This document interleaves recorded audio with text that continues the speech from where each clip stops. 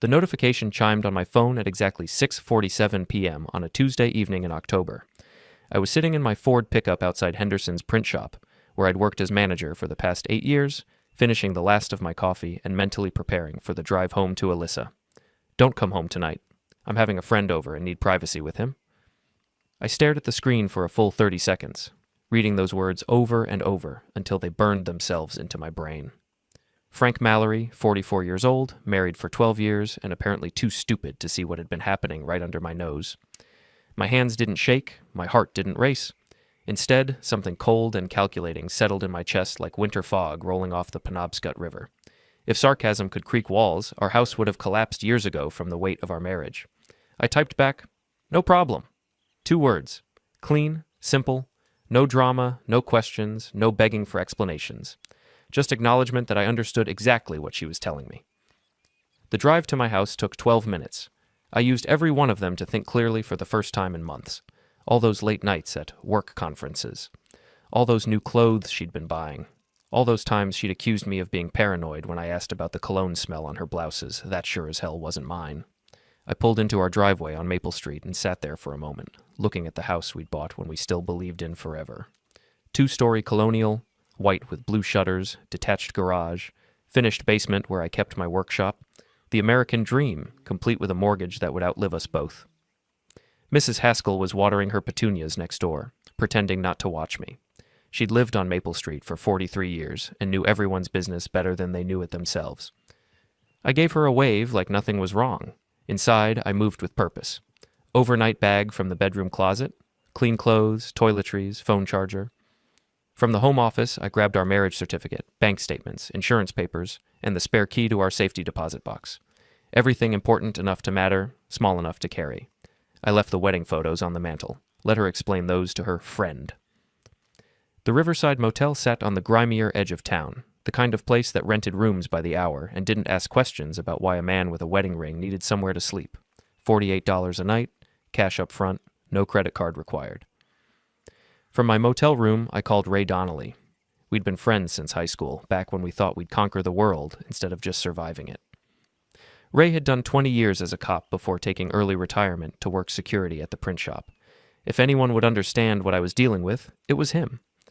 "Frank, what's wrong? You sound like someone died." "Someone did?" I said. "My marriage. Ray, I need a favor. Actually, I need several favors, and they all involve making sure I don't do anything stupid tonight. Where are you?" "Riverside Motel, room 12. "Jesus Christ, Frank. What happened?" I told him about the text. Ray listened without interrupting, the way cops do when they're taking a statement. "You want me to come over there?" he asked when I finished. "No, I want you to help me think this through. I want to do this right, Ray. Legal, clean, and permanent. No going back, no second chances, no forgiveness." "You sure about that? Sometimes people make mistakes." "Mistakes are forgetting to pick up milk. This was a choice. She made it. Now I'm making mine." We talked for 2 hours. Ray had seen enough divorces go wrong to know how they could go right, document everything, secure assets, get legal representation before she knew what was happening. Move fast, move smart, and don't let emotion cloud judgment. "You need a lawyer," Ray said. "I know a guy. Richard Steele. Handled my cousin's divorce last year. He's expensive, but he's thorough." "How expensive?" $5,000 retainer. Worth every penny if she's got assets to split. I thought about our joint savings account. $43,000. Accumulated over 12 years of marriage. Half would be mine anyway in the divorce. Might as well invest my half in making sure I got everything I deserved. "Set up the meeting," I said.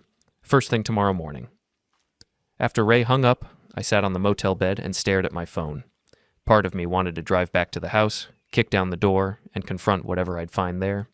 The smarter part knew that would only give Alyssa ammunition to use against me later. Instead, I ordered pizza and spent the evening planning my next moves.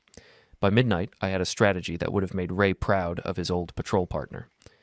At 6 a.m., my phone buzzed with a text from Mrs. Haskell. "Frank, dear, I hope you don't mind, but I thought you should see this." Attached was a photo of my front door, timestamp showing 11:47 p.m. A man I didn't recognize was following Alyssa inside, his hand on her lower back in a way that left no doubt about his intentions. The man was tall, well-dressed, driving a silver BMW that cost more than I made in 6 months. He looked like the kind of guy who'd never worked with his hands, Never worried about making rent. Never had to choose between fixing the car and buying groceries. I saved the photo and sent Mrs. Haskell a reply. Thank you. This helps more than you know. Richard Steele's law office occupied the third floor of a converted mill building downtown, all exposed brick and polished hardwood floors designed to impress clients with money to spend. Steele himself was younger than I'd expected, maybe 35, with a kind of confident handshake that came from winning more cases than he lost. Mr. Mallory, Ray Donnelly speaks highly of you. He tells me you're dealing with a marital situation that requires immediate attention. I handed him the photo Mrs. Haskell had sent. My wife texted me yesterday evening, told me not to come home because she was having a friend over and needed privacy with him. This is the friend. Steele studied the photo with professional detachment. Do you know who he is? Not yet, but I will. Any idea how long this has been going on? Months, maybe longer. I've been stupid, but I'm done being stupid now. Steele leaned back in his leather chair. Maine is a no-fault divorce state, which means adultery won't affect property division. But it can impact other aspects of the settlement, especially if we can prove she's been using marital assets to support the relationship. We spent an hour going through my financial situation. The house was worth about $200,000, with $90,000 left on the mortgage. Joint savings of $43,000. 2 cars, hers newer and more expensive. My 401k had $67,000. Hers had maybe $20,000. She makes more money than you? Steele asked. She's HR director at TechFlow Solutions.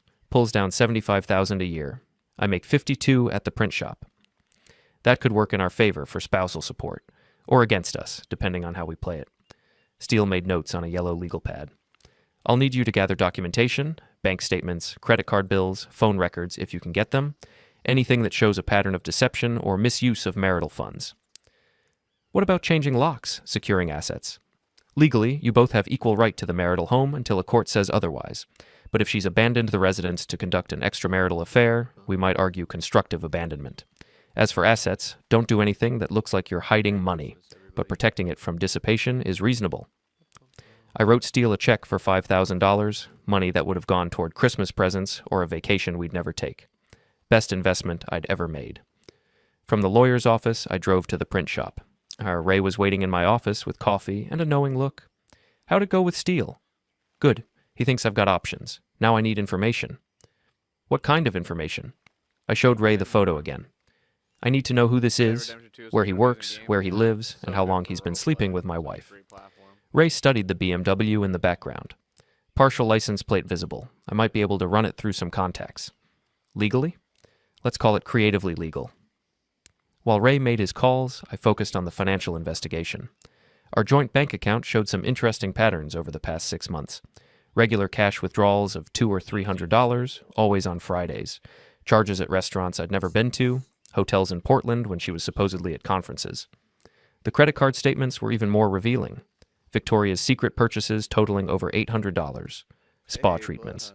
A weekend at the Eastland Park Hotel that coincided with a work retreat. I'd never heard details about. My wife had been financing her affair with our money, and she'd been sloppy about hiding it. Around noon, Ray knocked on my office door. Got your boy, Charles Danton, 38, regional sales manager for Atlantic Medical Supply. Lives in Harborview Condos, Unit 47, drives a 2022 BMW 330i, leased through his company. And Frank, he's married. Married? Wife's name is Patricia. 2 kids, ages 8 and 11, lives in a big house in Falmouth, probably doesn't know her husband's playing house with your wife. The cold feeling in my chest spread outward like ice forming on a pond. This wasn't just adultery. This was a man destroying 2 families for his entertainment. There's more, Ray continued. I did some digging into his background. Charles Danton has a pattern. Got divorced 5 years ago, and according to my source, his ex-wife cited adultery. He's done this before. What else? His company's got a strict morality clause in their employment contracts. Conduct detrimental to the company's reputation can be grounds for termination, might be useful leverage. I spent the afternoon putting together what Ray would later call the file. Photos, bank statements, credit card records, phone bills showing increased activity with a number that traced back to Danton's cell phone. A timeline of deception that painted a clear picture of systematic betrayal. At 4 p.m., I called a locksmith. I need the locks changed on my house today. All of them. Front door, back door, garage, basement. Can you do it? Sure thing. Address? I gave him the Maple Street address and arranged to meet him there at 5:30. Plenty of time to get the job done before Alyssa came home from work. Appreciate all the love. The locksmith was a guy named Pete who'd done work for the print shop before. He didn't ask questions about why I was changing locks on my own house, just got to work with professional efficiency. While Pete worked, I went through the house room by room, packing my belongings. Not everything, just the important stuff. My tools from the basement workshop, clothes and personal items, the antique desk that had belonged to my grandfather. In our bedroom, I opened the safe hidden behind Alyssa's dresser. Inside were our passports, birth certificates, the deed to the house, and about $3,000 in emergency cash. I took my passport and birth certificate, left hers. The cash I counted out carefully, taking exactly half. On the kitchen table, I left a manila envelope containing divorce papers Steele had prepared that afternoon, along with a bottle of wine I'd been saving for our anniversary. A 2019 Pinot Noir from a vineyard we'd visited during happier times. The note I left was brief. Alyssa, since you needed privacy with your friend, I thought you might want privacy to review these documents as well. The locks have been changed. Your belongings will be available for pickup once we've worked out a schedule through our attorneys. Frank, by 7 p.m., I was back at the Riverside Motel with everything that mattered to me loaded in my pickup truck. I'd left behind 12 years of marriage and taken with me everything I needed to start over. My phone rang at 8:23 p.m. Alyssa's name on the caller ID. I let it go to voicemail. The voicemail Alyssa left was 3 minutes of hysteria punctuated by threats, tears, and demands that I call her back immediately. I deleted it without listening to the whole thing. The second voicemail, which came 20 minutes later, was different, colder, more calculating. The Alyssa I'd married, the one who could negotiate salary increases and handle workplace conflicts with surgical precision. Frank, I don't know what kind of game you think you're playing, but this is ridiculous. We're adults. We can discuss this situation rationally. Call me back so we can work this out. I didn't call back. The third voicemail arrived at 11:47 p.m. You bastard. You coward. 12 years of marriage, and you can't even face me? Fine. If you want to play games, I'll play games too. That one I saved. Wednesday morning brought a text from Mrs. Haskell. Frank, dear, there was quite a commotion at your house last night. Police came by around 10 p.m. Everything all right? I called her immediately. Mrs. Haskell had been watching Maple Street like a hawk for 4 decades. If anyone knew what had happened, it was her. Oh, Frank, I'm so sorry about all this. That woman called the police, claiming you'd broken into your own house and stolen property. Officer Martinez, Rosa's boy, he was very professional about it. Told her that without proof of theft, and given that you're still legally married, there wasn't much they could do. Did she say anything else? Well, she had that man with her, the one from the photo. He was trying to act like he belonged there, but Officer Martinez asked him to wait in his car while he spoke with Alyssa. I think the officer could tell what kind of situation this really was. Thank you, Mrs. Haskell. I appreciate you keeping an eye on things. Frank, I know it's not my place, but that woman never deserved you. Everyone on the street knows it. After breakfast at Denny's, I drove to TechFlow Solutions. The company occupied a modern glass building in the Riverfront Business Park, all clean lines and corporate ambition. I wasn't going inside. That would be stupid. But I wanted to see where Alyssa worked, understand the environment where she'd been carrying on her affair. The parking lot told its own story.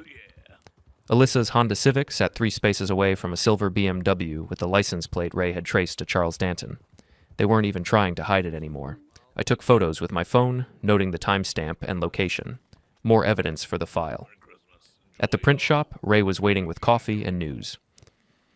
I made some calls about your wife's boyfriend. Turns out Atlantic Medical Supply has been having some financial troubles.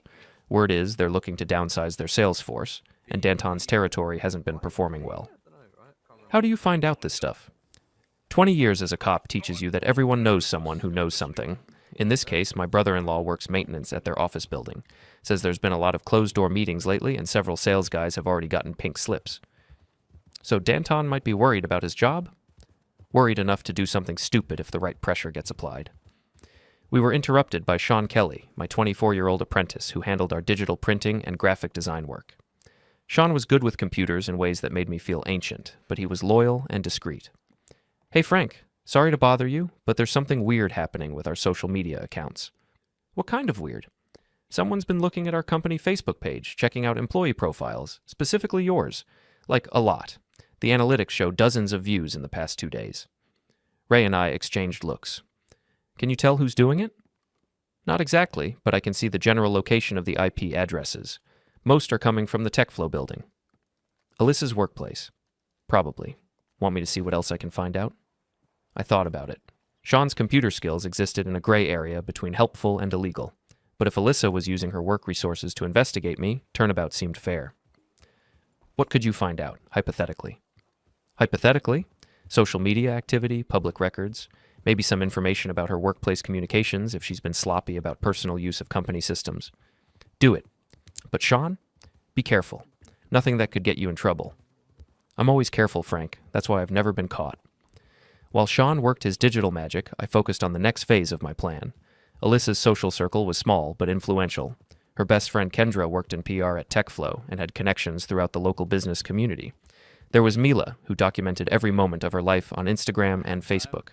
A few other couples we'd socialized with over the years. If I was going to destroy Alyssa's reputation, I needed to understand the battlefield. At lunch, I drove to Murphy's Pub, a blue-collar bar where I'd been drinking occasionally for years. The owner, Barb Murphy, was a 60-year-old former nurse who'd inherited the place from her father and turned it into the unofficial information exchange for half the city.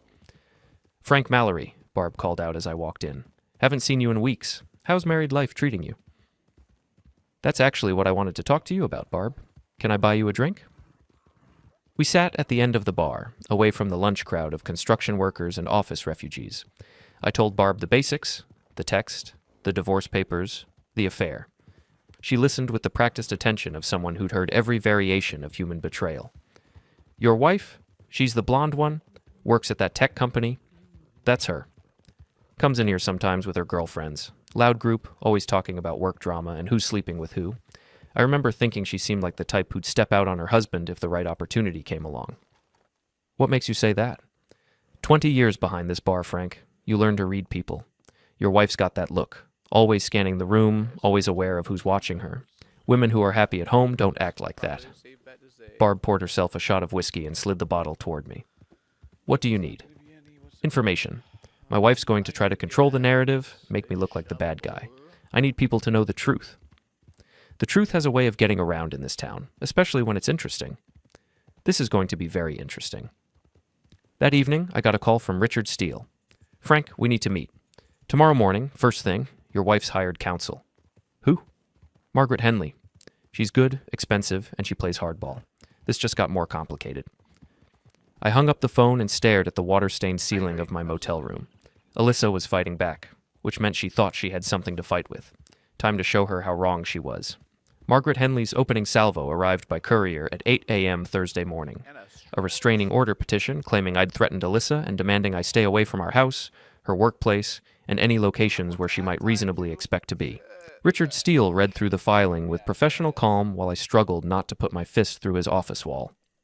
"It's mostly bullshit," Steele said finally. "She's claiming you've been stalking her, harassing her at work, and making threatening phone calls. Problem is, she only needs to convince a judge there's potential for harassment, not prove actual threats." "I haven't called her once. I haven't been to her workplace except to drive through the parking lot. How is that harassment?" "It's not. But the system errs on the side of caution. We'll fight it, but in the meantime, you need to be very careful about any contact with her." "What about the house?" "The restraining order doesn't prevent you from accessing marital property, but it does require that you coordinate with her attorney to schedule any visits. It's designed to make your life difficult." I left Steele's office angry, but not defeated. Alyssa wanted to play legal games? Fine. I had games of my own. At the print shop, Sean was waiting with a manila folder full of printouts and a grin that suggested he'd found something interesting. "Frank, you're going to love this. Your wife's been very busy on social media, and she's been very sloppy about her privacy settings." He spread the printouts across my desk like evidence photos, Facebook posts, Instagram stories, LinkedIn updates, all painting a picture of a woman living a double life. "Look at this." Sean pointed to a Facebook post from 3 weeks ago. "She's at some fancy restaurant in Portland, tag location shows it's 4th Street, that's like $150 a person. But look at the timestamp. Tuesday night, 8 p.m. Didn't you say she told you she was working late that night?" I remembered. Alyssa had called around 6 p.m., said she had to stay for an emergency meeting with a client, wouldn't be home until after 10. "Here's the kicker," Sean continued. "The post shows she was tagged by someone else who was there, Charles Danton. His profile is mostly private, but this post was public." More evidence for the file, but Sean wasn't done. I also found something interesting about her work situation. You know how she's always talking about how valuable she is to the company? Well, I did some digging into TechFlow's recent SEC filings. They're not doing as well as they pretend. Stock price is down 30% this year, and they've been laying people off quietly. What does that mean for Alyssa? HR directors are usually safe, but not always. And if the company's struggling, her salary might not be as secure as she thinks. Ray appeared in my doorway. Frank, we need to talk. Privately. We walked outside to the loading dock where we could speak without being overheard. I've been thinking about your situation, Ray said. Your wife's playing the victim card, trying to make you look like the aggressor. But what if we flip the script? How? What if Charles Danton's wife found out about the affair? Not from you directly, but from someone who thought she deserved to know? I considered this. Patricia Danton, mother of 2, living in suburban ignorance while her husband destroyed my marriage. Did she deserve to know? Absolutely. Did I have the right to be the one who told her? That's a dangerous game, Ray. All the best games are dangerous. But think about it. Once his wife knows, Danton's got bigger problems than sneaking around with yours. Divorce, custody battles, alimony payments. Suddenly your wife doesn't look like such a prize anymore. How would we do it? Anonymously. A concerned friend who thought she should know. Photos, documentation, maybe a timeline. Nothing that traces back to you. The idea had merit, but it also had risks. If it went wrong, it could backfire spectacularly. Let me think about it. That afternoon, I decided to test Alyssa's restraining order claims. I drove to Harborview Condos, the upscale complex where Charles Danton lived. Unit 47 was on the 3rd floor, with a balcony overlooking the marina. The silver BMW was parked in a reserved spot marked Danton. I parked across the street and waited. At 4:30 p.m., Alyssa's Honda Civic pulled into the complex. She parked in a visitor spot and walked confidently to the building entrance, using a key card to get inside. I took photos with my phone, documenting the time and location. Then I settled in to wait. They emerged together at 6:15 p.m., Alyssa wearing a dress I'd bought her for her birthday last year. They walked to her car, holding hands, kissing goodbye like teenagers. More photos for the file. But as I prepared to leave, I noticed something interesting. A woman in a Honda Pilot had been parked near the complex entrance the entire time I'd been watching. When Alyssa drove away, the Pilot followed at a discreet distance. Someone else was conducting surveillance. The question was who and why. My phone rang as I drove back toward town. Unknown number, local area code. Mr. Mallory, this is Patricia Danton. I think we need to talk. Patricia Danton suggested we meet at a coffee shop in Freeport, far enough from Portland that we wouldn't run into anyone we knew. She was already seated when I arrived. A small woman with tired eyes and the kind of careful composure that comes from years of managing disappointment. Thank you for coming, she said as I sat down across from her. I wasn't sure you would. How did you get my number? The same way I got the photos of your wife leaving my husband's apartment. I hired a private investigator 3 weeks ago. She slid a manila envelope across the table. Inside were surveillance photos that made my amateur efforts look pathetic. Professional shots with telephoto lenses, clear images of Alyssa and Charles together at restaurants, hotels, his apartment. A timeline of their affair that went back 4 months. Why are you showing me this? Because Charles doesn't know I know, and because I think we can help each other. Patricia Danton was not what I'd expected. I'd imagined a suburban housewife, naive and trusting. Instead, I found a woman who'd been planning her own revenge while I was still pretending my marriage could be saved. What do you want? I asked. I want my husband destroyed. Financially, professionally, socially. I want him to lose everything that matters to him, and I want your wife to watch it happen. That's a lot of want. Charles thinks he's clever. He thinks I don't know about the affairs. Yes, plural. Your wife isn't his first, and she won't be his last. But he's been careless this time, and careless men make mistakes. She opened her purse and pulled out a small digital recorder. 3 nights ago, Charles came home drunk and started bragging about his new girlfriend. How she was going to leave her husband, how they were going to start a new life together. He said some very specific things about their plans. What kind of plans? Your wife's been telling him about your assets. The house, your savings, your retirement accounts. They've been discussing how to maximize her divorce settlement so they can use the money to start over somewhere else. The cold feeling in my chest turned to ice. This wasn't just adultery. It was conspiracy to defraud me in the divorce. I need to hear that recording. Patricia pressed play. Charles Danton's voice was slurred but clear. Alyssa's got it all figured out. She's going to claim I was just a rebound, that the marriage was already over. Her lawyer thinks she can get the house plus half the savings. Maybe alimony, too, since she makes more money. We'll have enough to buy a place in Florida, start fresh where nobody knows us. The recording continued for 12 minutes. Charles bragging about manipulating Alyssa. Alyssa sharing confidential details about our finances. Both of them laughing about how stupid and trusting I was. There's more, Patricia said. Charles has been using company resources to conduct his affair, company car for their dates, company credit card for hotel rooms. His employer would be very interested to know how he's been spending their money. What do you want from me? Cooperation.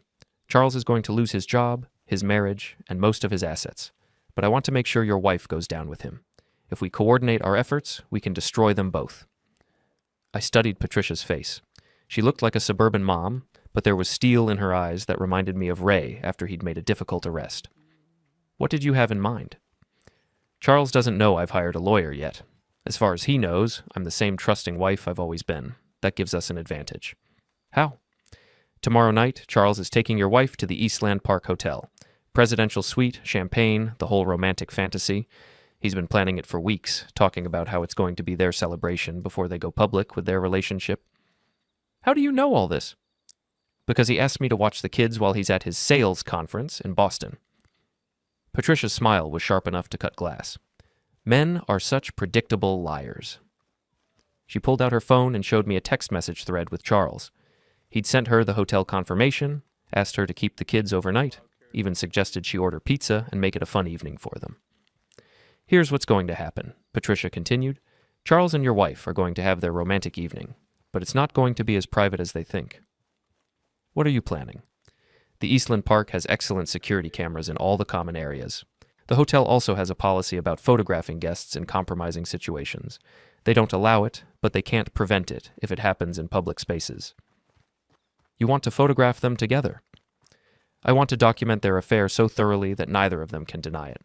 Photos, video, witnesses, evidence that will hold up in court and destroy their reputations. I thought about the restraining order Alyssa had filed, the lies she'd told about me being threatening and unstable. She wanted to play victim while planning to rob me blind. I'm in, I said. What do you need me to do? Nothing illegal, nothing that could be traced back to you. Just be ready to act when the opportunity presents itself. Patricia gathered her photos and recorder. Mr. Mallory, I want you to understand something. I loved my husband once. I built a life with him, had children with him, supported his career for 15 years. He's destroyed all of that for the thrill of sleeping with other men's wives. I understand. I don't think you do. When this is over, Charles will lose everything. His job, his family, his reputation, his financial security. Your wife will lose her fantasy of running away with him. They'll both learn that actions have consequences. And you? What do you get out of this? Justice, and the satisfaction of knowing that the next woman who marries Charles Danton will know exactly what kind of man he is. We shook hands in the parking lot. Two people who'd been betrayed by the people they trusted most, now united in a common cause. Revenge was going to be sweet. Friday evening, Patricia's plan unfolded with military precision. At 6 p.m., Charles Danton picked up Alyssa from TechFlow in his BMW, both of them dressed for their romantic celebration. They drove directly to the Eastland Park Hotel, where Charles had reserved the presidential suite under his own name. Patricia and I watched from separate positions in the hotel lobby. She sat near the bar, looking like any other guest enjoying a cocktail after work. I positioned myself in the seating area with a newspaper, just another businessman killing time. At 6:47 p.m., they walked through the lobby hand in hand, Charles carrying an overnight bag, Alyssa laughing at something he'd whispered in her ear. They looked like a couple in love, completely unaware they were walking into a trap. Patricia had been right about the hotel's security cameras. Every angle was covered, every moment documented. But she'd arranged for additional documentation as well. Mila Rodriguez, Alyssa's social media-obsessed coworker, happened to be having drinks at the hotel bar with friends. Pure coincidence, of course, that she was there with her phone ready when Alyssa and Charles made their grand entrance. "Oh my God!" Mila's voice carried across the lobby. "Is that Alyssa? Who's that guy she's with?" The photos started immediately. Mila documented everything. Charles checking in, Alyssa hanging on his arm, both of them heading to the elevator with obvious romantic intent. Within minutes, the images were posted to Instagram, Facebook, and Snapchat, with captions like, "Looks like someone's having a fun night," and "Love is in the air at the Eastland." Phase 1 complete. At 8:30 p.m., Patricia received a text from Charles. "Having an amazing evening. Don't wait up. See you tomorrow afternoon." She showed me the message. He's always been thoughtful that way, making sure I know exactly when he's cheating on me. What's next? Now we wait. They'll come down for dinner around 9. The hotel restaurant has an excellent wine list, and Charles likes to show off when he's trying to impress someone. Patricia was right. At 9:15 p.m., Charles and Alyssa appeared in the hotel restaurant, seated at a corner table with a view of the harbor. Charles ordered a bottle of champagne that cost more than most people spent on groceries in a month. From our positions in the bar area, we watched them toast their future together. Alyssa was radiant, glowing with the excitement of a woman who thought she'd won the lottery. Charles was expansive, gesturing grandly as he painted pictures of their life together in Florida. Neither of them noticed the other diners taking discreet photos with their phones. Patricia had been busy that afternoon, reaching out to mutual acquaintances, mentioning that Charles was having dinner at the Eastland if anyone wanted to stop by and say hello. By 10 p.m., half of Portland's social media feeds contained images of Charles Danton and Alyssa Mallory's romantic dinner. The comments ranged from confused, "Isn't she married?" to scandalized, "This is so inappropriate," to gleefully malicious, "I always knew she was a cheater." But the real masterstroke came when they returned to their suite. Patricia had arranged for a surprise. Charles's boss, regional director Michael Harrison, was staying at the same hotel for a legitimate business conference. Harrison was old school, conservative, and very serious about the company's morality clause. It was pure coincidence that Harrison happened to be waiting for the elevator when Charles and Alyssa returned from dinner, obviously intoxicated and unable to keep their hands off each other. "Charles, what are you doing here? I thought you were at the Boston conference." The look on Charles's face was worth every dollar I'd spent on divorce lawyers. He went pale, then red, then pale again as he tried to formulate an explanation that wouldn't destroy his career. "Mr. Harrison, this is Alyssa Mallory," Alyssa interrupted, extending her hand with drunken confidence. "I'm Charles's girlfriend. He's told me so much about you." The silence that followed could have been measured with a calendar. Harrison looked from Charles to Alyssa to Charles again, his expression shifting from confusion to understanding to disgust. "Charles, I think we need to have a conversation. Tomorrow morning, my suite, 8 a.m. sharp." The elevator doors opened. Harrison stepped inside alone, leaving Charles and Alyssa standing in the hallway like actors who'd forgotten their lines. Patricia and I watched from around the corner as Charles frantically tried to explain to Alyssa why meeting his boss was a disaster. She was too drunk to understand, too giddy with champagne and romance to grasp that their fantasy was crumbling in real time. "That went better than I hoped," Patricia whispered. "What happens now?"